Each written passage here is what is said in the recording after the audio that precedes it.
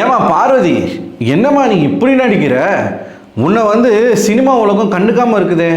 நீ எல்லாம் சினிமாவுக்கு போனீன்னா இந்நேரம் பல பேரை மிஞ்சிருவ. அந்த அளவுக்கான ஒரு பர்ஃபார்மன்ஸை எவ்வளோ அழகாக பண்ணுற. ஆனால் கேமரா உன்னை நோட் பண்ணிக்கிட்டு இருக்கு அப்படிங்கிறத மறந்துடுறியம்மா அப்பப்போ. திவாகர் மேலே இந்த வீட்டுக்குள்ளே இருக்கிறதுலையே எனக்கு தான் பாசம் இருக்குது. திவாகர் அண்ணன் எனக்கு மட்டும்தான் அண்ணன். திவாகர் அண்ணன் இருக்கிற வரைக்கும் நான் சந்தோஷமாக இருந்தேன். திவாகர் அண்ணன் இல்லைன்னா நான் என்ன பண்ணுவேன்? இனிமேல் இந்த வீட்டுக்குள்ளே நான் எப்படி இருப்பேன்?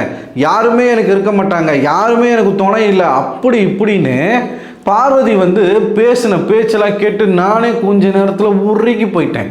அடடா, என்னதான் வந்து தங்கச்சி தங்கச்சின்னு ஒருத்தன் சொல்லி இருந்தாலும் அந்த தங்கச்சியவே வந்து நான் கட்டிக்கிறேன், என்னை கட்டிக்கோ பார்வதி, செல்லம், தங்கம், டார்லிங்கு, எவனோ உன்னை கட்டிக்கிறதுக்கு நான் உன்னை கட்டிக்கிறேன் அப்படின்னு அவன் சொல்லியிருந்தாலும் அந்த அண்ணன் அப்படிங்கிற அந்த ஒரு பாசத்தை ஜெனியூனாக வச்சுருக்காங்கப்பா பார்வதி.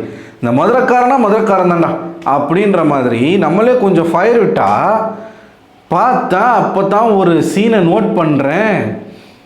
அதாவது திவாகர் அப்படின்ற அந்த பேரை காட்டும் பொழுது என்ன ஒரு ஆனந்தம் அந்த கரடிக்கு.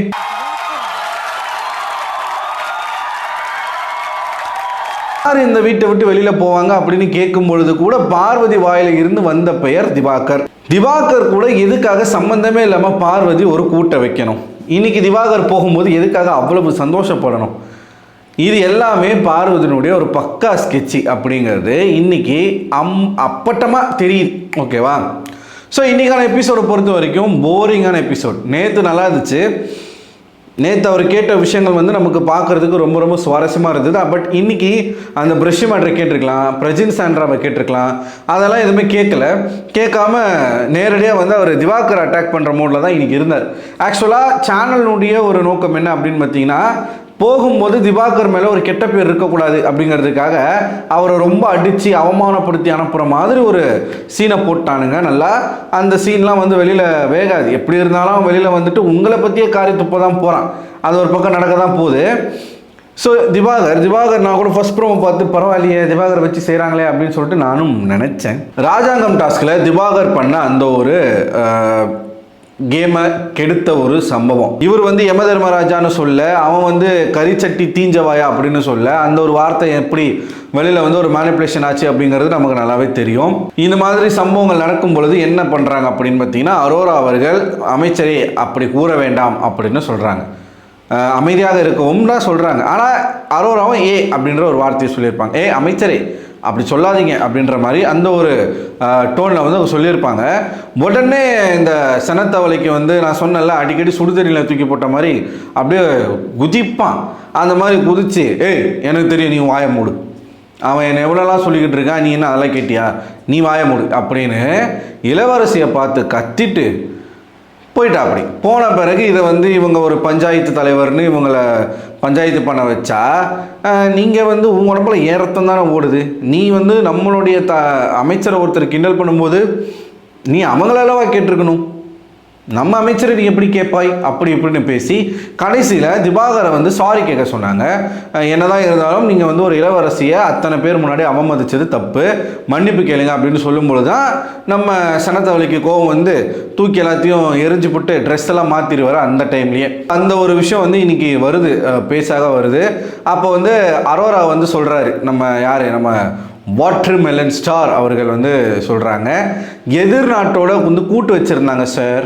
அவன் பேசுகிறதெல்லாம் பாருங்களேன். இந்த விஜய் சேதுபதிகிட்ட பேசும்போது, சார் இல்லை சார், ஆமாம் சார், எனக்கு பொசசிவாக இருந்துச்சு சார். எதுக்கு இவருக்கு பொசசிவாக இருந்துச்சாமா, தன் நாட்டு இளவரசி எதிர்நாட்டில் இருக்கிற ஒருத்தரோட தொடர்பில் இருக்கிறது வந்து இவருக்கு பொசசிவாக இருந்துச்சாமா. என்னடா பொசக்சிக் பசப்புகள் மாதிரி பொசசிவ்லாம் பேசுகிறீங்க அப்படின்றது நமக்கு அந்த இடத்துல ஒரு கேள்வியாக வந்துச்சு. சரி, ஓகே. அப்போ வந்து சேதுபதி என்ன கேட்குறாரு, மன்னர் கேரக்டரில் இருக்கிற உங்களுக்கு பொசசிவ் வந்துச்சு கரெக்டா? அப்போது அரோராவை வந்து எனக்கு தெரியும் வாய மூடுன்னு சொன்னது அமைச்சர் கேரக்டரில் இருந்த திவாகரா இல்லை ஒரிஜினல் திவாகரா அப்படின்னு வந்து கேட்குறாரு. நம்ம ஆளுக்கு அங்கேயே வந்து ஃபியூஸ் போயிடுச்சு. ரைட்டு, நம்ம விட்டாம்பு மறுபடியும் நம்ம மேலே குத்த வருது அப்படின்றத அவர் உணர்றா. அப்படி அந்த இடத்துல பிடிக்கிறாரு சேதுபதி. உச்சி கேட்குற கேள்வி இருக்குது பாருங்க. அதாவது அது மட்டும் நல்லா இருந்துச்சு, அந்த போர்ஷன் மட்டும் நல்லா இருந்துச்சு. உங்களுக்கு வந்து செலவு பண்ணி ஒரு டாஸ்க்கு கொடுத்தா அந்த டாஸ்க்கை நீங்கள் ஆட மாட்டீங்க, நீங்கள் பாட்டு தூக்கி போட்டு போவீங்க அப்படின்னா அந்த ரைட்ஸை உங்களுக்கு யார் சார் கொடுத்தது? வீட்டில் இருக்கிற எல்லா கேமராக்கிட்டையும் போய்ட்டு நான் நடிப்பு அறக்கேன், நான் பேசினா டைலாக் வந்து வைரல் ஆகும்னு சொல்லிட்டு எல்லா கேமராலையும் போய் வந்து நடிச்சுக்கிட்டு இருக்கீங்களே, தேடி தேடி போகிறீங்களே, கேமரா எவ்வளோ பின்னாடி போனாலும் நீங்களும் பின்னாடியே போகிறீங்களே, அந்த அக்கறை டாஸ்க் விளையாடுறதுல ஏன் இல்லை? ஒரு பாயிண்ட் மேலே போய் அவர் என்ன வார்த்தை யூஸ் பண்ணிட்டார் இன்றைக்கி, டாஸ்க் விளையாட வக்கு இல்லை, ரீல்ஸ் பண்ணிக்கிட்டு இருக்காரு அப்படின்ற ஒரு வார்த்தையை சொல்லியிருப்பார். ஸோ இவ்வளவு கோபம் சேதுபதி அவர்களுக்கு வருவதற்கான முக்கியமான காரணம், ஸ்டேஜ் விட்டு போகும்போது இன்றைக்குமே அவர் என்ன சொல்லிட்டு போகிறாரு, எல்லாரும் வந்து என்னை பார்க்குறதுக்கு வந்து உங்களை மாதிரியே இருக்குன்னு சொல்லுவாங்க அவர்கிட்டயே. இப்படி தான் அந்த வீட்டுக்குள்ளே பேசி பேசி பேசி ஹோஸ்டினுடைய வெறுப்பை சம்பாதிச்சிட்டாரு. யாருக்காரதோட இப்போ திறமை இருக்கிற ஒரு நபர் வந்து நம்மளை வந்து ஒரு ரோல் மாடலாக எடுத்துக்கிறாங்க, இல்லை நம்மளை வந்து காப்பி பண்ணுறாங்க, இல்லை அவங்க வந்து நம்மளை மாதிரி இருக்காங்கன்னு சொல்கிறாங்க அப்படின்னா அதை அக்செப்ட் பண்ணிக்கலாங்க. எதுவுமே இல்லாத ஒரு தற்கூரி, ஒரு 0% ஸ்கில் கொண்ட ஒரு பர்சன், அவன் போயிட்டு எல்லாமே அவனுக்கு தெரிஞ்ச மாதிரி, எல்லாமே அவனுக்கு மட்டும்தான் வரும் அப்படின்ற மாதிரி விஜய் சேதுபதியோட நான் நல்லா நடிப்பேன். ஏமா விஜய் சார் கிட்ட தான் போகணுமா? அதை தாண்டி போகக்கூடாதா?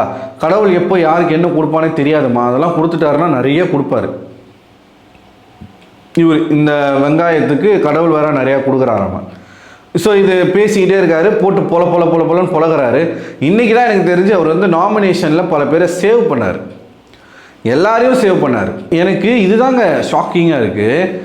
எந்த சீசன்லையுமே ட்ரெஸ் கோடு கொண்டு வந்தாங்க அப்படின்னா அதை வந்து வன்மையாக கண்டிப்பாங்க. இந்த சீசனில் மட்டும் நாமினேஷனை டிஸ்கஸ் பண்ணக்கூடாது அப்படின்ற ஒரு ரூல் இருந்தும் நாமினேஷன் டிஸ்கஸ் பண்ணப்படுது. சாண்ட்ரா டீம் எல்லாமே பண்ணுறாங்க, அதை சேதுபதி ஒரு கேள்வி கேட்கல, பிக் பாஸும் ஒரு கேள்வி கூட கேட்கல.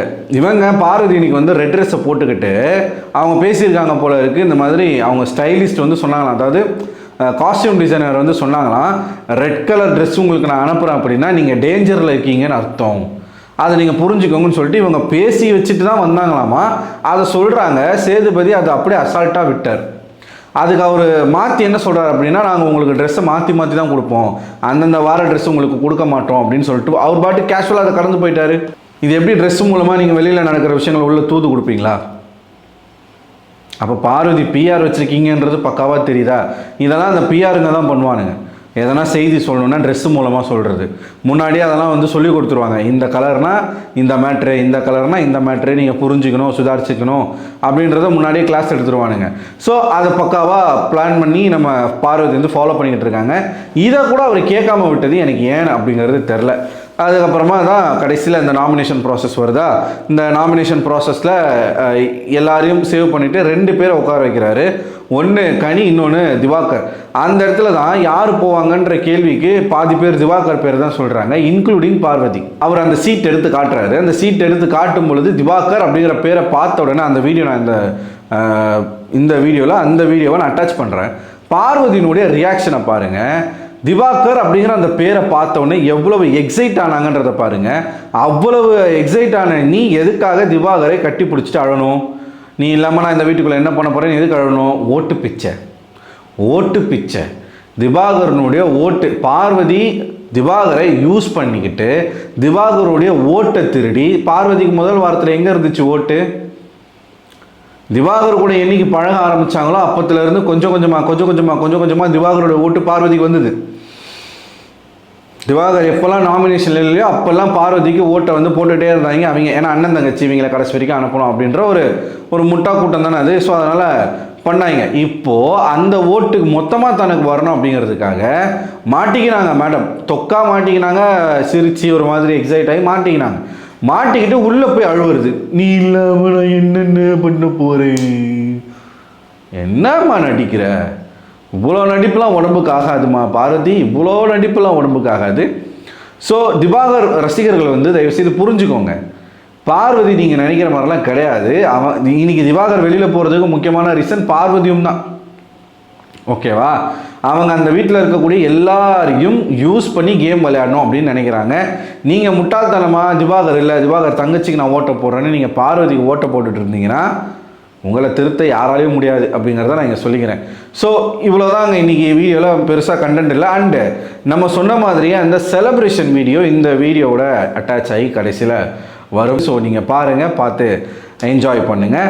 எப்படியோ நம்ம இது பல பேர் பேசி பல பேர் பல இடங்களில் அழுத்தம் கொடுத்ததின் காரணமாகத்தான் திவாகர் இன்று எவிக்ட் செய்யப்பட்டிருக்கார். ஸோ இந்த வெற்றி அப்படிங்கிறது அனைவருக்கும் சொந்தமான ஒரு வெற்றி. ஸோ இது யார் வேணாலும் செலிப்ரேட் பண்ணலாம். ஸோ வீடியோ பாருங்கள், உங்களோட கருத்துக்களை கமெண்ட் பாக்ஸில் கமெண்ட் பண்ணுங்கள். அடுத்த ஒரு வீடியோவில் உங்களை சந்திக்கிறேன். அதுவரை உங்களிடமிருந்து விடைபெறுவது நான் அரவிந்தன்.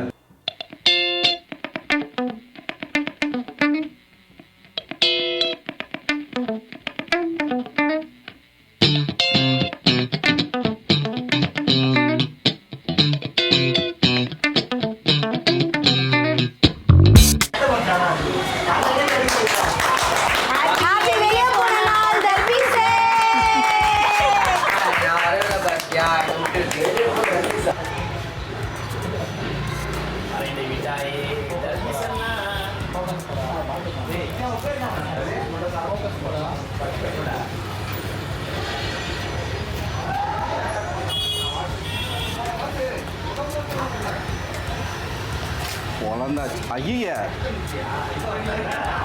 அவனை மாதிரியே சொத்தையாக இருக்குது. அதுவும் சொத்த தர்பீஸு லிட்டரலாக நம்ம வாட்டர் மெலன் மாதிரி. பரவாயில்ல.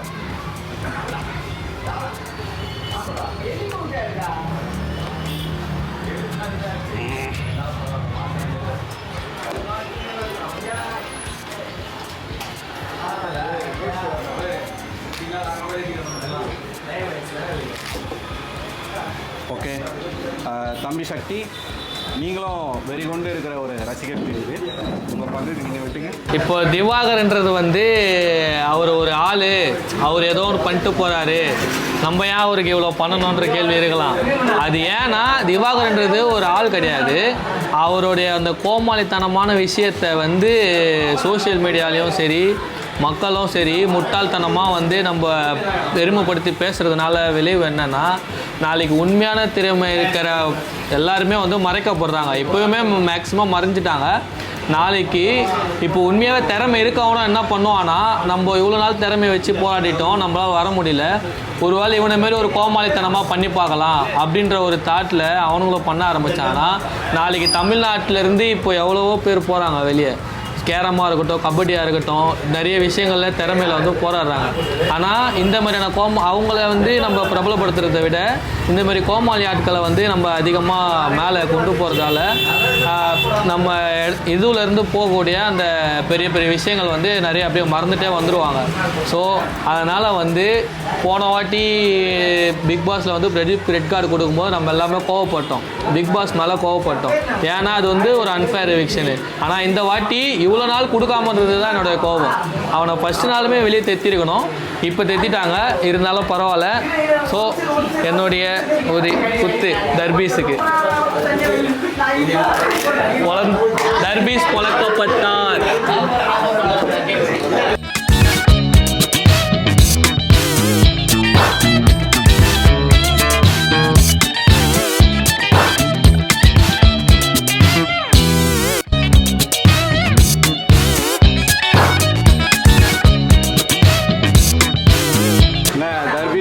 இது போதுமா?